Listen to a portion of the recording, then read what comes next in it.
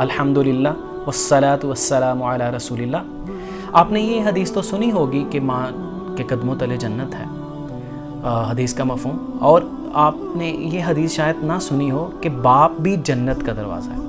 آپ علیہ الصلاۃ والسلام فرماتے ہیں الوالد اوسط من ابواب الجنہ، کہ والد جنت کا درمیانہ دروازہ ہے، بہترین دروازہ ہے۔ والد جنت کا بہترین دروازہ ہے، چاہے تو اس کی حفاظت کرو، چاہے تو اسے ضائع کر دو۔ اس کی حفاظت کیا؟ کہ والدین کے حقوق کا خیال رکھا جائے، ان کے ساتھ اچھا سلوک کیا جائے، بڑھاپے میں ان کے ساتھ عاجزی اور انکساری کے ساتھ پیش آیا جائے، اور جو جائز بات وہ کہتے ہیں ان کی بات مانی جائے۔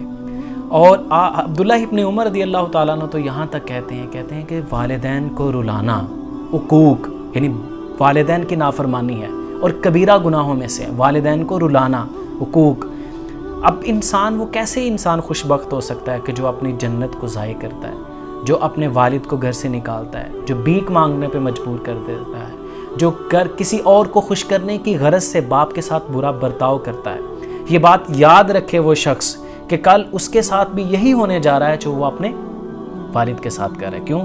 کیونکہ شہادت الفعال خیر من شہادت الرجال، انسان کے اعمال کی گواہی اس کی زبان کی گواہی سے کہیں مضبوط ہوتی ہے، اور جو اس کا رویہ اپنے والدین کی طرف یا والد کی طرف ہے، اس کی اولاد کا رویہ بھی اس کے ساتھ ویسا ہی ہونے جا رہا ہے، کیونکہ یہ اللہ تعالیٰ کا اصول ہے کہ انسان جیسا کرتا ہے ویسا برتا ہے۔ تو والد جنت کا دروازہ ہے، اس کی حفاظت کیجئے۔